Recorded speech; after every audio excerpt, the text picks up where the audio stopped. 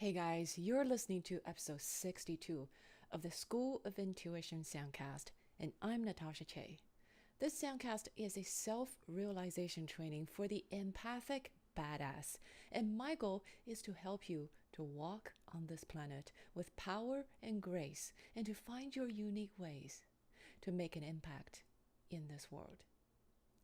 And I've been traveling for the past few weeks and just got back home this week and I'm so glad to be back. So because for some of you who don't know, I'm quite a homebody and I really like staying home and travel is really not my thing. So I'm happy to be back and thank you for the emails that you sent me over the past few weeks. And at this point, I just want you to know that, I read every email that lands in my inbox from my listeners, but I just may not have the bandwidth to respond to every single one. But I want to let you know that I do read every single one of them.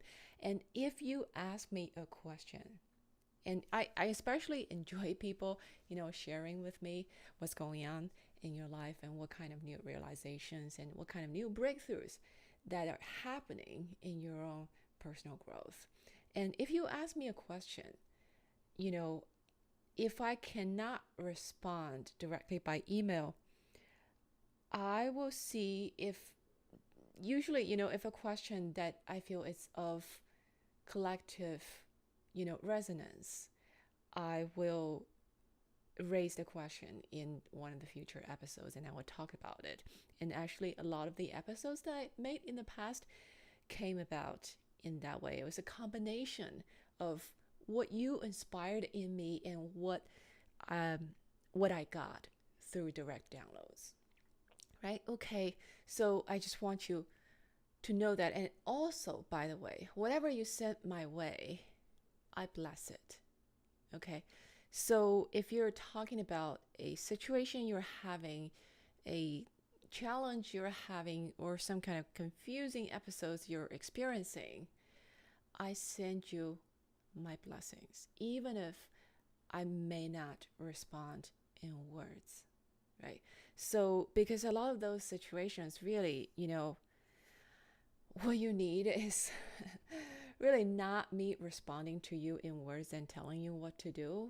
A lot of these situations that you mentioned to me, as so many of you know, the personal growth journey is sometimes one that you have to walk. Not sometimes, it's all the time. It's one that you have to walk yourself. Now, I here to provide you with what you know, with inspirations, with alternative perspectives to help you along the way.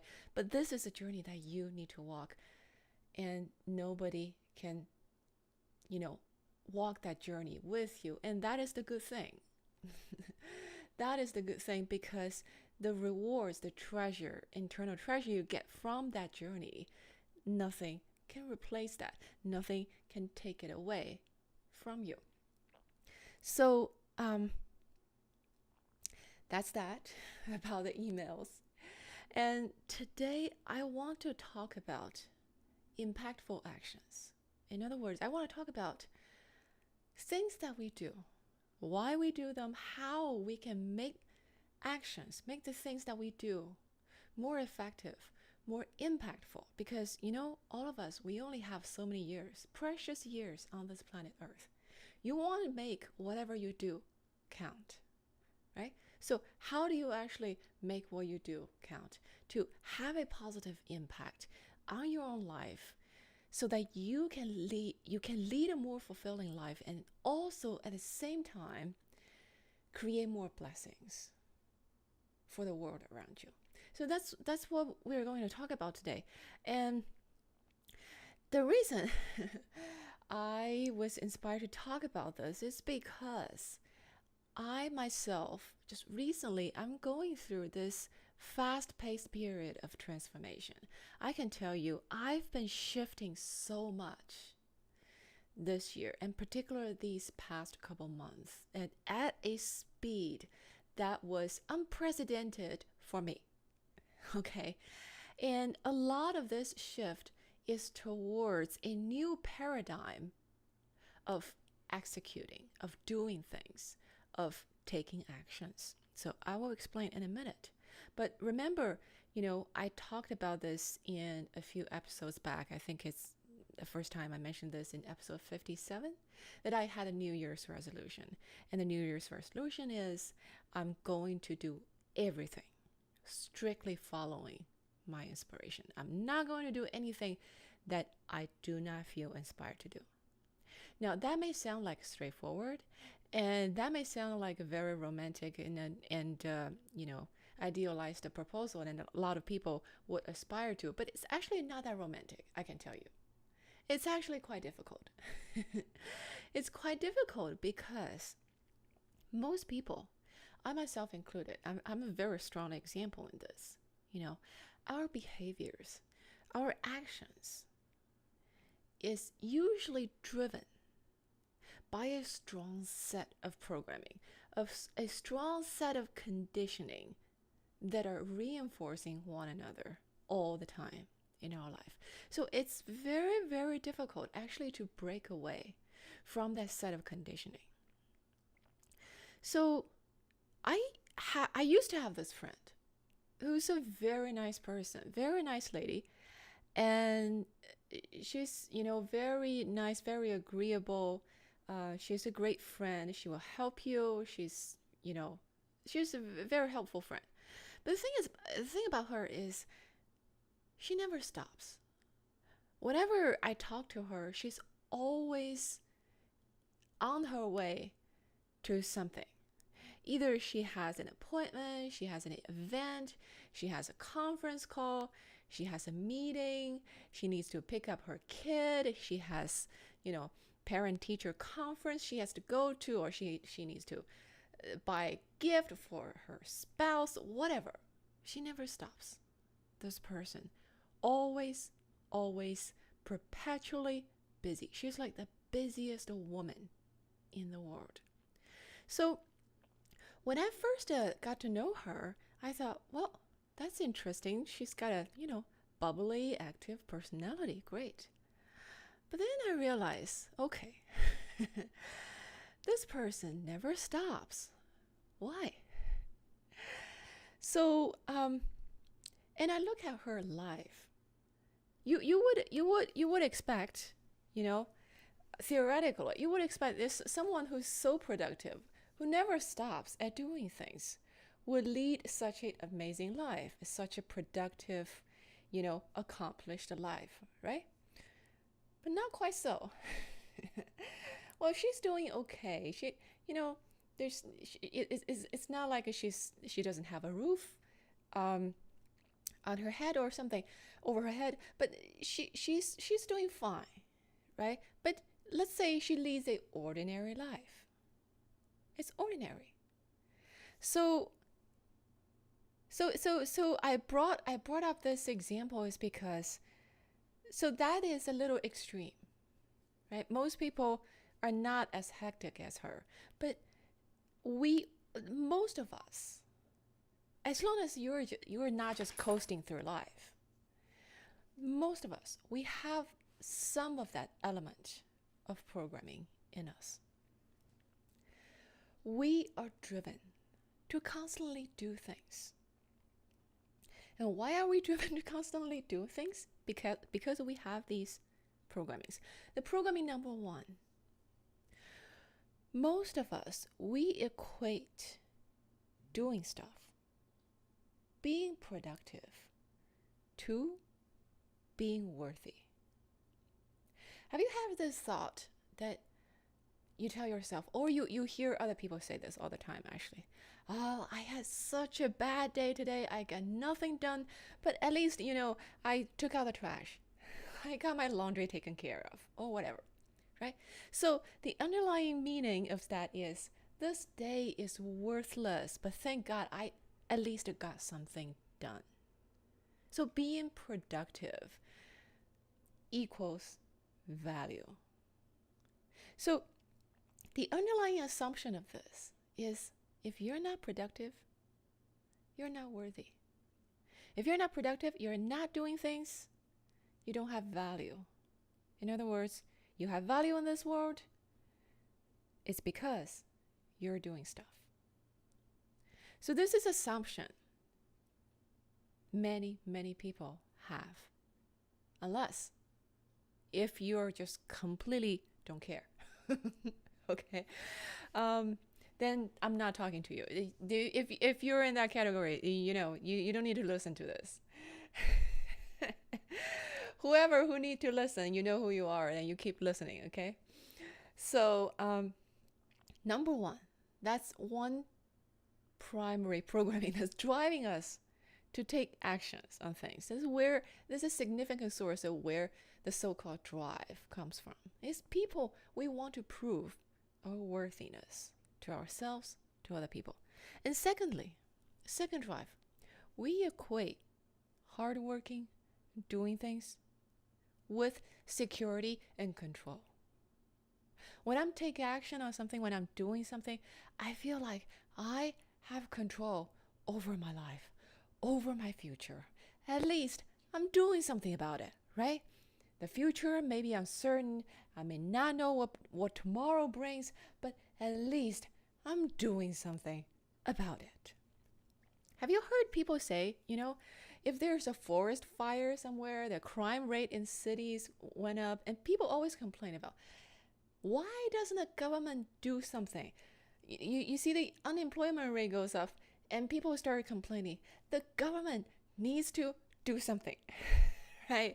So whenever people have this concern about security, about certainty, whenever that primal fear, especially when that primal fear about your physical survival or your place in the world gets triggered, people immediately resorts to the mode thinking that someone, most likely yourself, need to do something about it. And that is a hardwired way for people to gain a sense of control in our lives. That's the second thing. And the third thing is really this third programming. It's sort of a derivative of the first two. Is over time, you develop this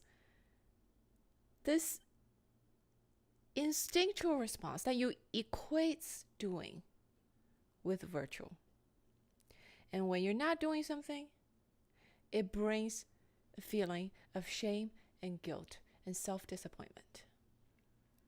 So it's as if there is this software program installed in you, which is, pretty much literally true.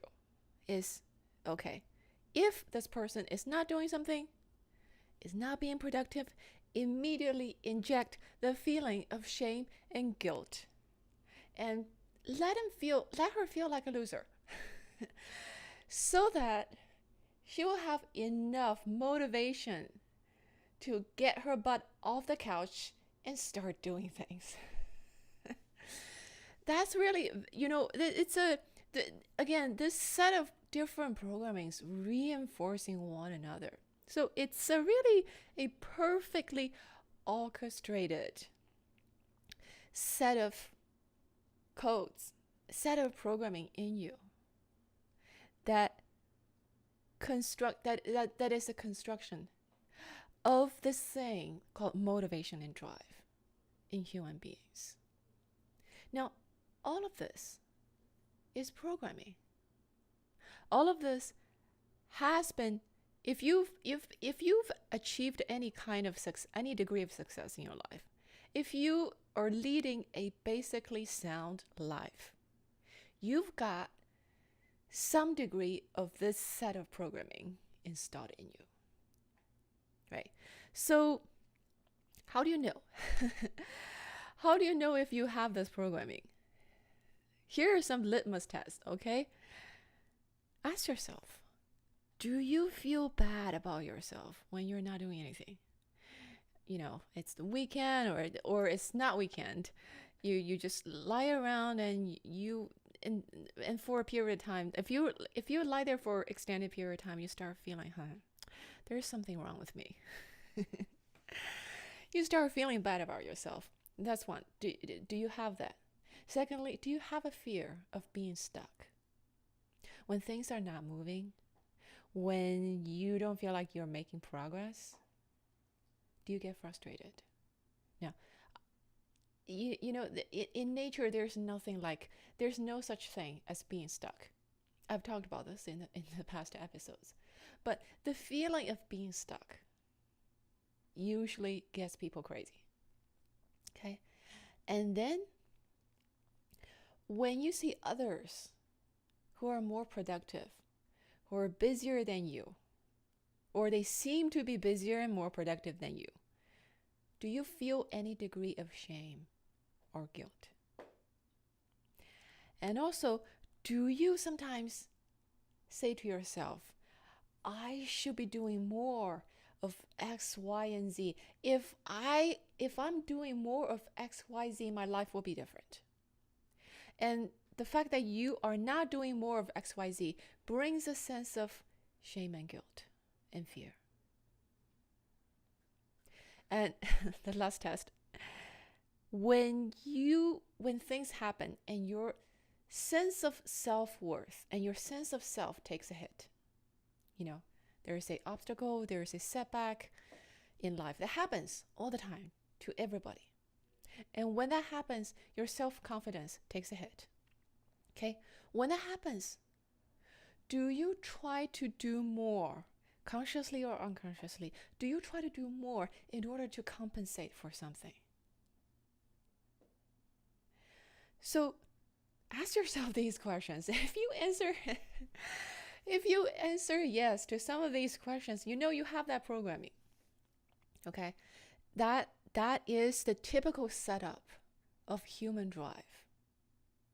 And for most humans, that is a reasonably good setup. If you don't have the programming, if you don't have this set of programming, you wouldn't be where you are today. Okay? So I know, like people would tell me, if I don't have this drive, if I don't have this motivation, that is essentially motivated by avoidance of some negative consequences. If I don't have that, I wouldn't have a solid job. I wouldn't have pulled myself through school. I wouldn't get up every morning and be a productive citizen. So those things, that set of programming, again, there's nothing wrong with it. It gets you so far. It has gotten you so far in life.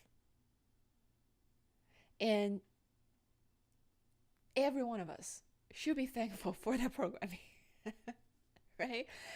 That cultivated a productive, industrious human being in you. So that's the human part in you. And then if there's nothing wrong with it, why are we talking about this? So, although there's nothing wrong with this programming, here is the question. Okay? The title of this episode is What Got You Here Won't Get You There. Right? What got you here won't get you there. What does that mean? It means if you want to go bigger, if you want a deeper, more fulfilling life, if you want to make a bigger impact in your own life, in other people's life around you, at some point, this set of programming is no longer sufficient. It's too small. It's too restrictive. Now, first of all, inevitably, at some point in your life, if your life is entirely run on that set of programming, for the majority part of my life, I was totally run by that set of programming. And that's where my drive comes from. That's where my motivation comes from. That's the reason of why I do everything I do. But the thing is, inevitably, at some point, you start asking yourself, what's all of this for? What is all of this for?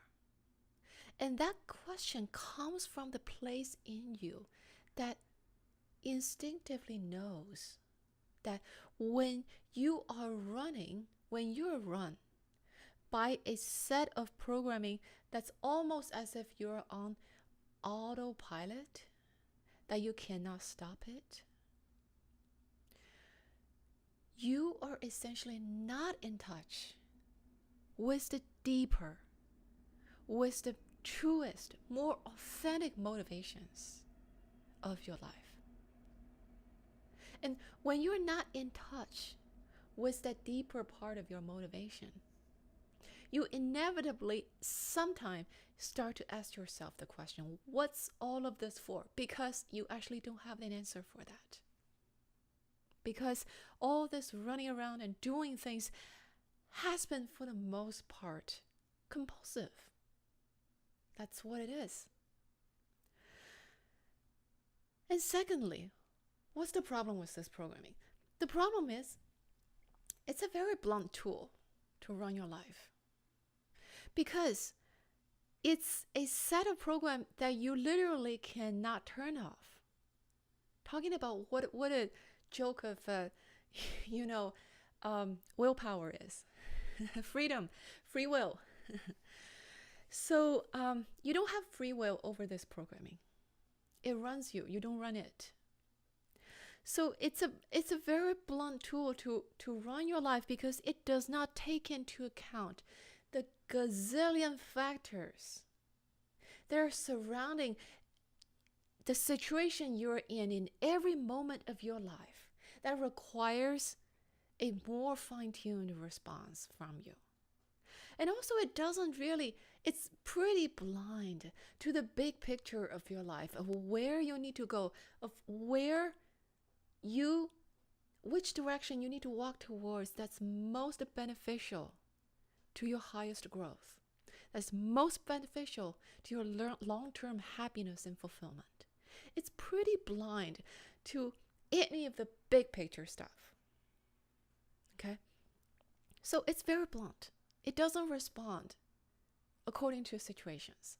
It's almost like, in acting, there are different schools of acting, right? And acting is actually a very fitting metaphor for life, because in acting, why is it called acting? You're taking actions. Where do those actions come from? There are different schools that, to teach acting. The most stupid way to act is to pretend, to imitate a posture or a facial expression or a external expression of some emotions that you think that situation, that scene requires. In other words, you pretend, you fake, right? So if you do that, your acting is not motivated, does not have a deeper root. It does not have a deeper motivation from the character. And that kind of acting is usually not that good, unless you are extremely, extremely talented, natural, intuitive actor. Usually that type of acting, not very good. The better type of acting is what they call the method acting, where you really dig deeper into the character's motivation, into the character's soul, so to speak, to find why the person is doing the thing that he's doing, to find out what is really the needs and the wants of that particular character. And if you dig deeper into that space, you will find that automatically spontaneous actions that is naturally aligned with the journey, with the destiny of that character. And usually that type of acting is much better than the first kind. So this is an analogy of what we are talking about here. When you're running on programming, on the set of program that drives you, propels you forward, whether you want it or not, that's not very good acting.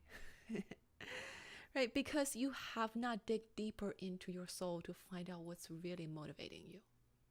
And unfortunately, when your life is entirely run by this set of programming, there is very little space, very little room in your consciousness to allow you to actually find out what is the deeper driver, what is the deeper motivation, what is the really fulfilling, and what is the really your truest wants and needs that will propel you forward in the way that you need to go.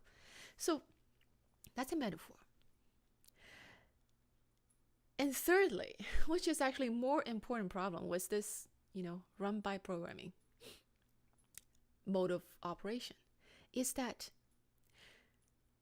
when you are run by programming, by your human programming, you are operating from the space of your small human self.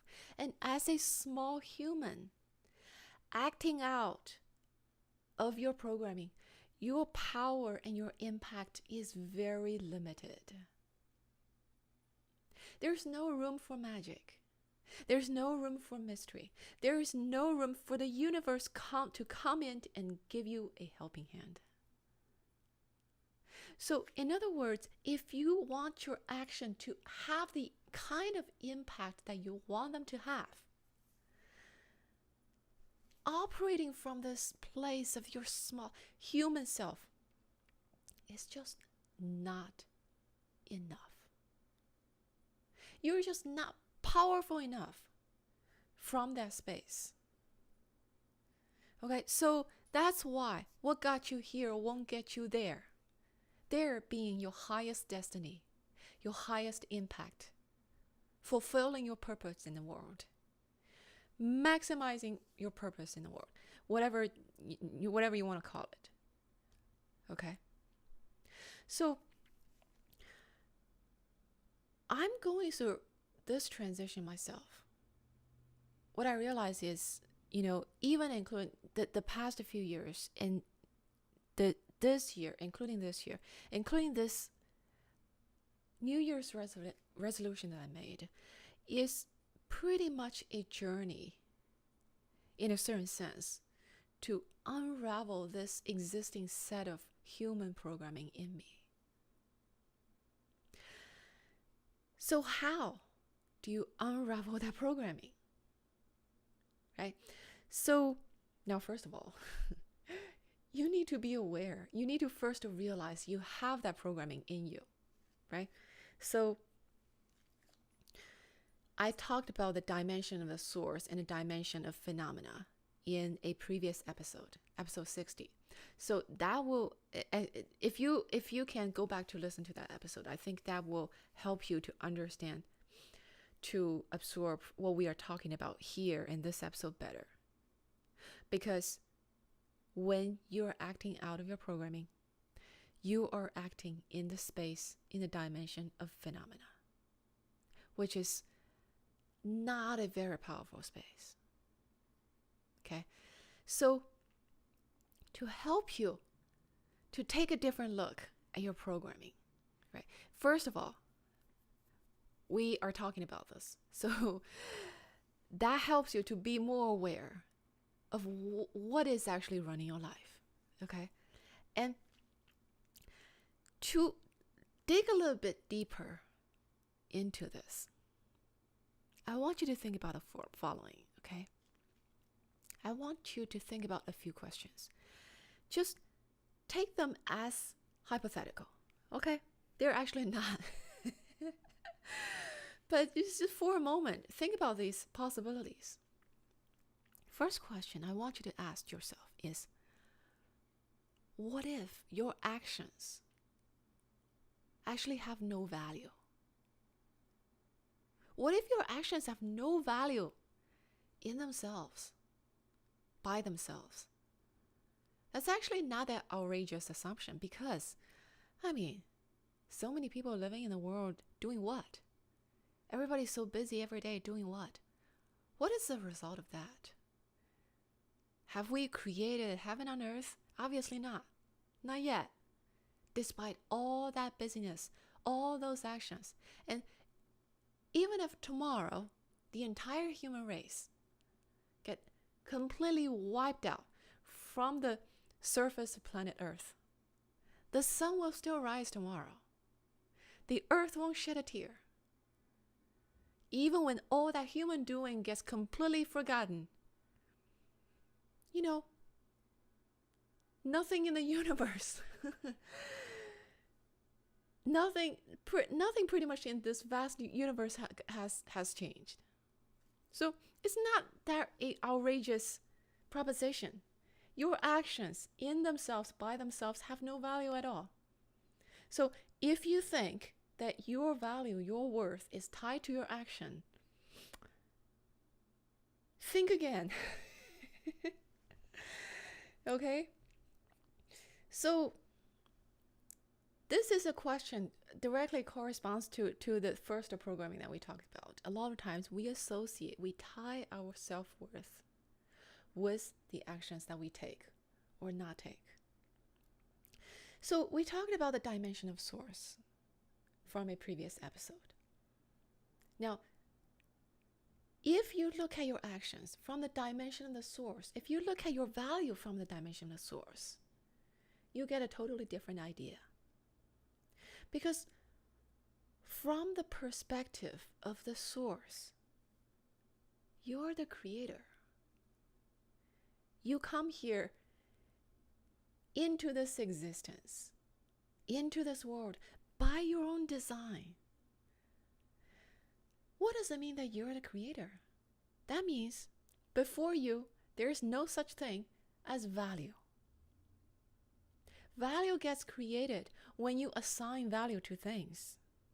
And you can assign value to whatever things, however you want, as the creator. There's no value that's separate from you. I want to say this again, okay? Think about this. Because you're the creator, there is no meaning of value, no such thing aside from you, separate from you. You assigned value to everything. And the fact that you are here by your own design proves the value of your existence because you designed it. Think about this for a minute, okay? So if it's not clear to you, I can just feel some of you is like sitting there, like trying to wrap your head around this, because it's so different. It's so different from how your system is wired, the existing way that you look at things from the dimension of the phenomena. So if this is not clear, rewind, go back and listen to this part again. Okay? The fact that you are here proves your value already, because you are the creator. That's the point of view from the source. Okay? And from the perspective of the source, actions, they are simply a extension of who you are. They are simply a extension of your being. They are definitely not the definition of who you are. How can they be? You are not defined by your actions. You created your actions as the creator. So from that point of view, can you not see that the programming that if without action you have no value is completely absurd? It's almost like you ask me, what's the weather today? I answer, purple. It's a completely absurd association. Okay. So that's number one. First question I want you to ask yourself is to start from the place. What if your actions have no value in itself and by itself? Okay. Secondly, related question. What if your presence in this world in itself is your biggest value, your biggest value added, your biggest justification in existing in this world. I talked about this again in one of the previous episodes. Especially, for you empathic badasses out there, being the conscious empathic being in this world in itself is already a blessing to this planet. And third question I want you to ask yourself. What if neither action nor inaction is a virtue or a vice in itself? What if your success, what if the success of your life, whatever that means, success of your life, what if that is not defined by how much or how little you do, but instead by how much your actions align with your truest inspirations, by how much your action aligns with your inner clarity? Because, this feeling of inner clarity, do you know where it comes from? It's a great feeling, by the way. And also, it's a signal of universal blessing. It's a signal of alignment of inner and outer conditions. And do you realize how rare that is on this planet, where most of the times things and people are extremely confused? If you're acting out of that feeling, out of that inner clarity, out of that true inspiration, strong inspiration from deep within you, that in itself is a blessing to this planet. That in itself lifts the consciousness of this entire planet. So those are the questions for you to think about. Okay. So the next thing I want to talk about, the new paradigm. Now, as I mentioned, I've been going through this shift of entirely, basically pretty much retiring my old set of programming of how I drive my actions, how I motivate my actions, of how I do things, basically, how I walk in life, how I walk in this world. That is in the process of being completely revamped. And it's a quite interesting process, I can tell you. And because, especially since this year, actually since the later part of last year, it already started this process. And my New Year's resolution just, brought it into a more conscious space. What I realize is,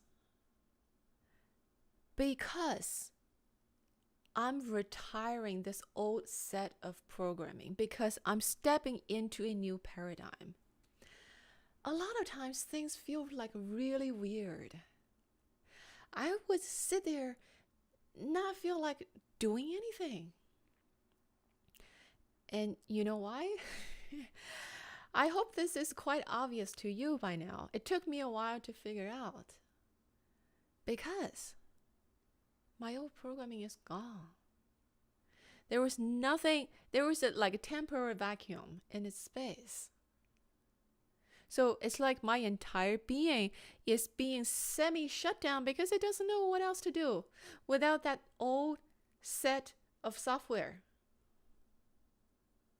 So this is also related to, oftentimes my listeners write me emails, send me messages telling me, hey, what's going on with my life? I don't know. Everything I know has gone out of the window. I don't know what I'm doing. I don't feel like doing anything. What's wrong with me? It's so frustrated. Do you realize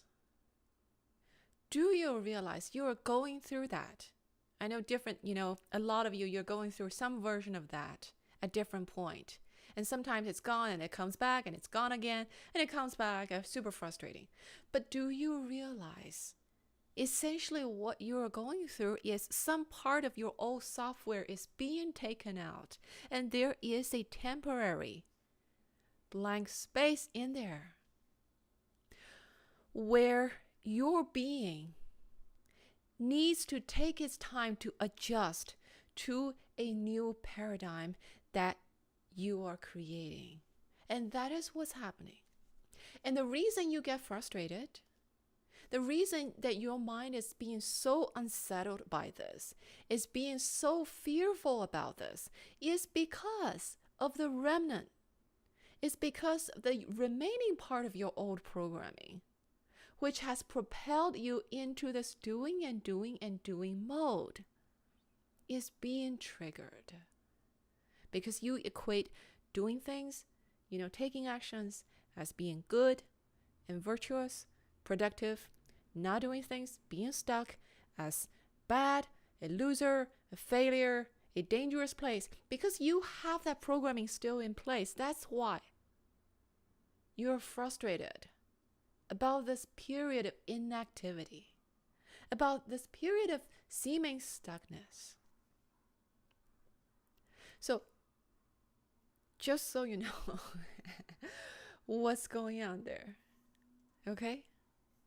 So that it's a very tricky stage, a very interesting stage that, a lot of us who are shifting into a new mode of existence, a new mode of operation, are experiencing this seemingly out of touch with ourselves. You walk around and you're like, okay, what exactly am I doing now? Right? You get this sense of like temporary blank out. That's essentially what happens when you're between different paradigms. And please don't freak out. It's okay. Okay? And please do respect where you are. It's okay. It's okay that you freak out. I tell you to not freak out, but if you freak out, I freak out too, right? I get frustrated too. That's okay. Respect where you are. And listen for your own truth. Listen for what is the essential calling. Not what your fearful mind is telling you to do. But what is the essential truth of the state of being that you're in? Because the paradigm that you are moving into is going to be driven by your essential truth. So you might as well start getting used to listening to it. Right? So, and gradually, when your old set of programming is, faster or slower, gradually, it gets retired. It gets, kind of, it's receding from the stage of your life, or take a back seat. It comes from a place, originally it was totally in charge of your life, and now it's like taking a back seat. When that process starts to happen, it starts to be played. It starts to be replaced by something else. It starts to be replaced by what I call your authentic intuition, your authentic inspiration. When that stronghold of your programming is no longer there, you allow the space for that voice, for that authentic voice to come in, to take the driver's seat of your life, to get stronger and stronger and clearer until that becomes the main driving force, the source of motivation of your actions. So we talked about acting is a beautiful metaphor for different ways you can run your life, right? Because such a fitting metaphor, because what is life but performing on the stage of your existence? So the other day, I was reading this theater review by a famous theater critic in UK. Her name is Lynn Gardner. And she was talking about the performance of Laurence Olivier, the very famous Shakespearean actor, right? So I want to read you a quote. She's talking about acting here, but this goes way beyond acting. This applies to whatever action that you take. And this explains totally why what got you here won't get you there, okay? Quote, she says, "Many actors have tricks to help them along the way, but it wasn't those internal props that made him a great actor." She's talking about Laurence Olivier, okay? It was something that he mined from deep inside himself, something that perhaps the poetic might call the soul. You can teach people timing. You can teach people how to stand. You can give people the infrastructure that allows them to take risks, but you cannot teach them to be in touch with their own spirit. All great actors are, and it is what makes them distinctive. To be in touch with their own spirit. It's as if there is something coiled but restless inside them, struggling to get out. And when it does, the stage ignites. And that's how you create a bigger impact from your actions.